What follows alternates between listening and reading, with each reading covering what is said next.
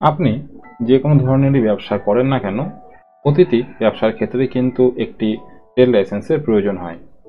আপনি যখন বাড়িতে বসে ট্রেড লাইসেন্সটি আবেদন করছেন, সেখানে একটি পার্ট আসে যেখানে লেখা থাকে আপনার বিজনেসের ক্যাটাগরি এবং নেচার অফ বিজনেস কি সেটি চুজ করতে হয়। ওই সময় এসে অনেকে বুঝতে পারে না যে তার বিজনেসের ক্ষেত্রে কোন ক্যাটাগরি হবে বা নেচার অফ বিজনেস কি হবে।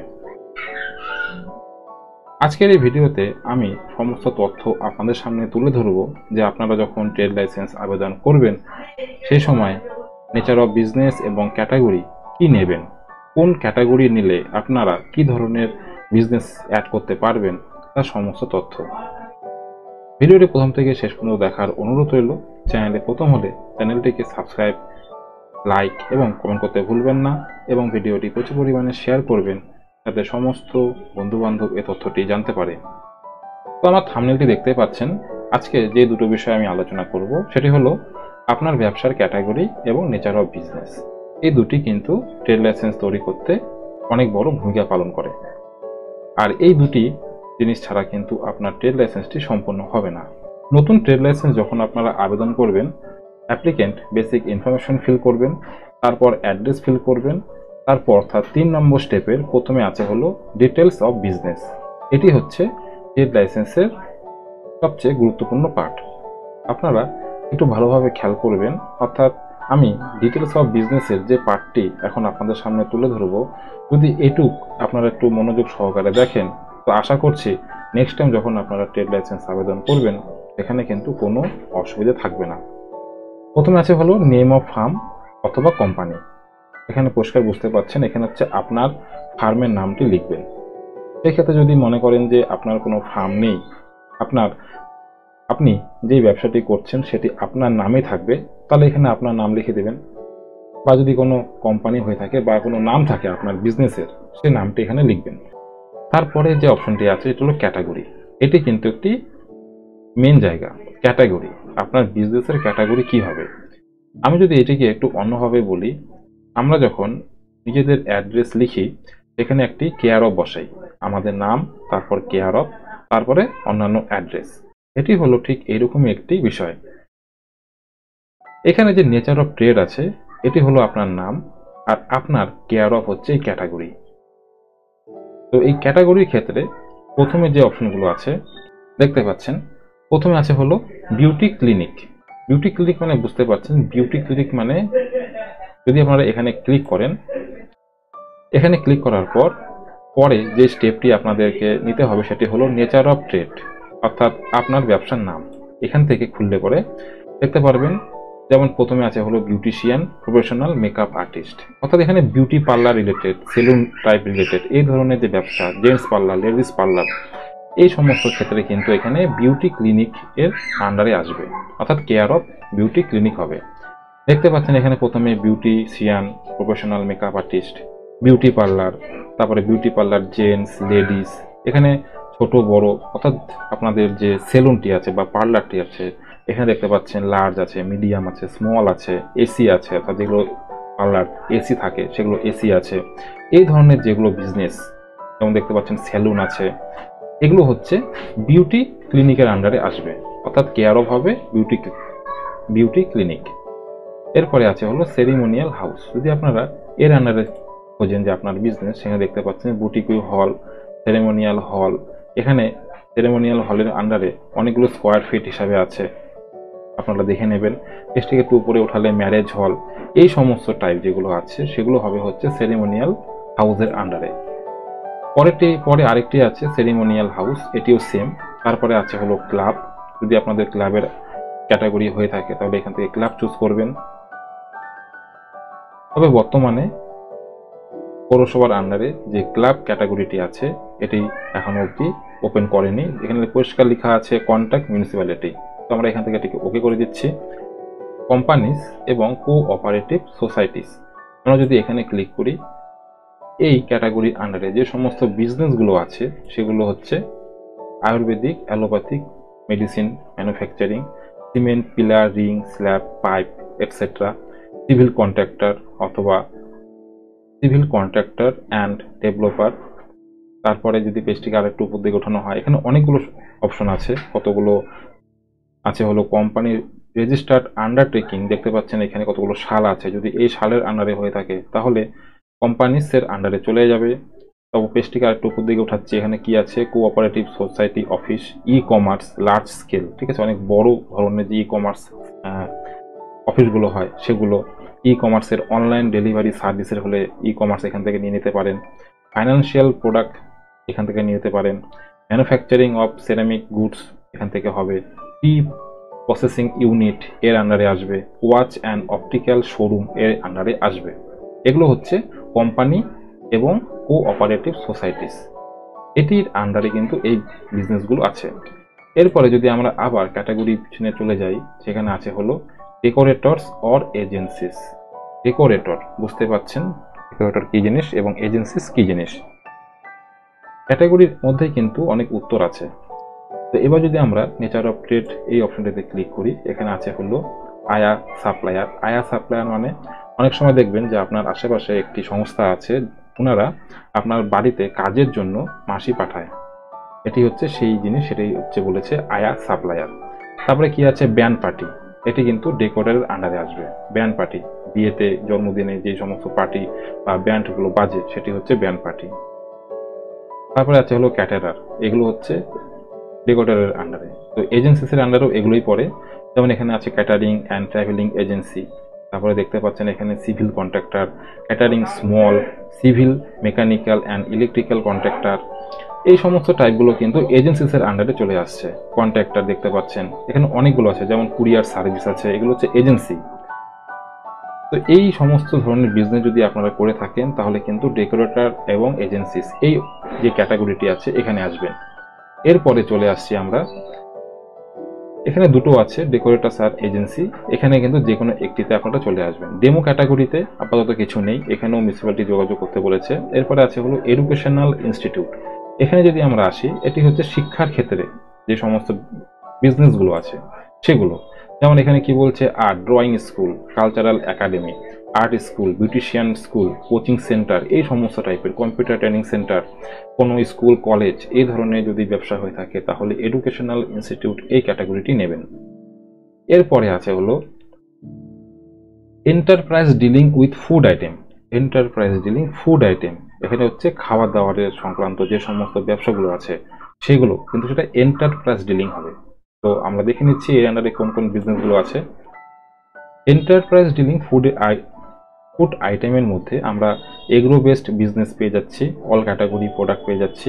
এসটিকে একটু উপর দিয়ে উঠলে অল টাইপ অফ ফুডস, যে ফুড প্রোডাক্ট সেগুলো আছে, all type of Amul product, আমুলের যে দুধ বিস্কুট যত থাকে বাটার সব কিছু, এই সমস্ত প্রোডাক্টগুলো কিন্তু ফুড আইটেমের মধ্যে চলে আসবে, সেটা হচ্ছে এন্টারপ্রাইজ ডিলিং।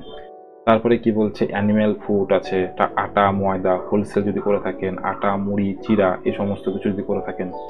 তারপরে আছে হলো বেকারি জিনিস, তারপরে এখানে biscuit sale, biscuit distributor, catering and service, এই সমস্ত বিজনেসগুলো যেমন আছে, চানাচুর বিস্কুট হোলসেল রিটেল, এই সমস্ত কিছুগুলো কিন্তু ফুড আইটেমের মধ্যে চলে আসবে। এই ধরনের বিজনেস করে থাকলে আপনারা enterprise dealing with food item এখানে চলে আসবেন বা নিয়ে নেবেন এই ক্যাটাগরিটি।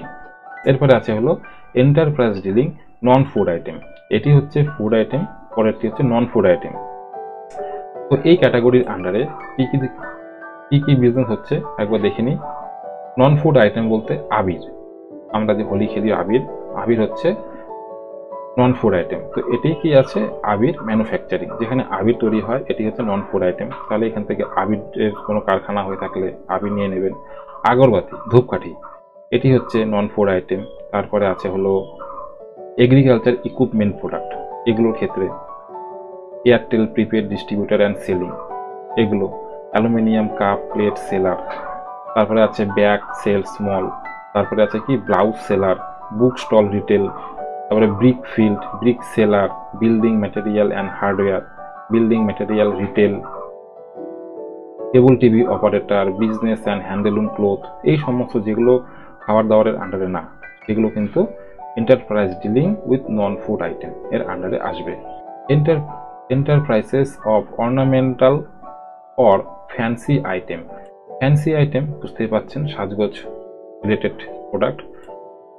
যেমন এখানে প্রথমে আছে আর্টিফিশিয়াল জুয়েলারি, ব্যান্ড সাপ্লায়ার, বুটিকুই print, city gold, cosmetic retail medium, small, large. তারপরে আছে হচ্ছে কসমেটিক রিটেল, যেগুলো বললাম এগুলো ফ্যান্সি আইটেম। তারপরে আছে হলো ফ্যান্সি ফিশ সেলার অথবা supplier, gold and jewellery, gold and silver exchange testing. এই সমস্ত যে বিজনেসগুলো আছে এগুলো হচ্ছে enterprises of ornamental or fancy আইটেমের ক্যাটাগরিতে পড়বে। ঠিক আছে, তো আপনারা এই ধরনের বিজনেস করে থাকলে এই প্রোডাক্ট বা এই যে ক্যাটাগরিটি আছে এটি নিয়ে নেবেন। তারপরে আছে হলো এন্টারপ্রাইজ রিলেটেড উইথ কম্পিউটার।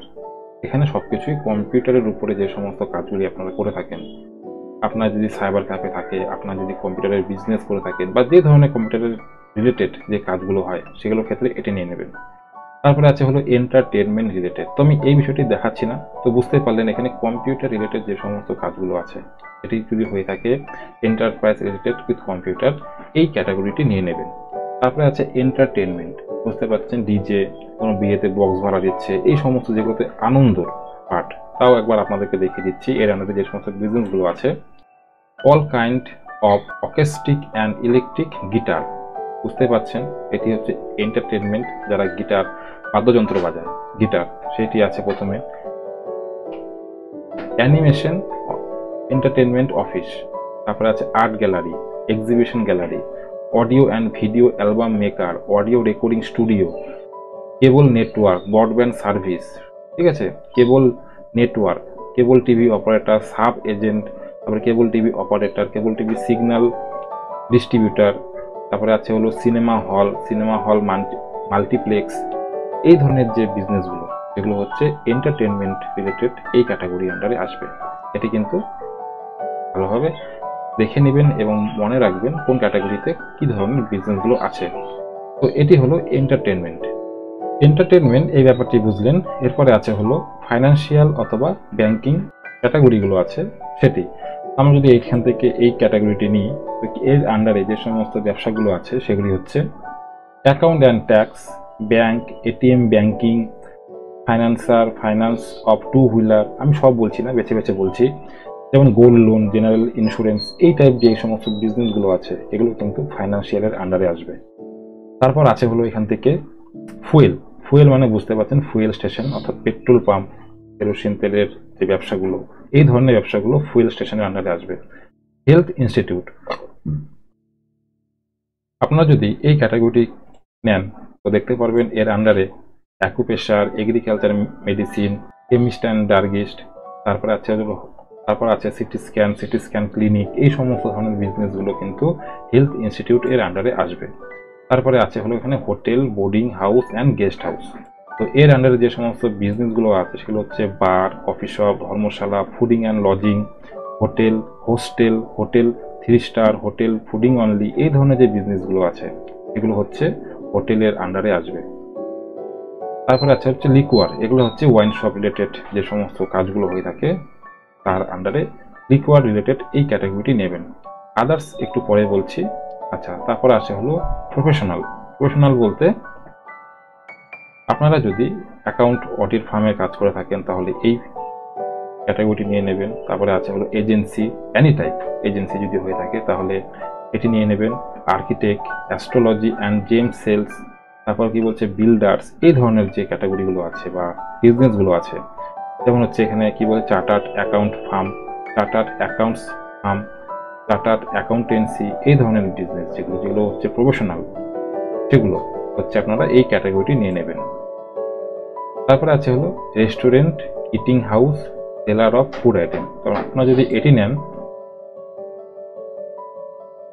তো এর আন্ডারে যে সমস্ত বিজনেসগুলো আছে যেমন animal feed and equipment trading, biryani shop, coffee and restaurant, তারপরে অনেকগুলো ক্যাটাগরি আছে। যেমন এখানে অনেকগুলো আপনার এরিয়া অর্থাৎ স্কোয়ার ফুট হিসাবে যে রুমগুলো আছে সেই রুমগুলো আছে, যদি এর আন্ডারে হয়ে থাকেন তাহলে নিয়ে নেবেন।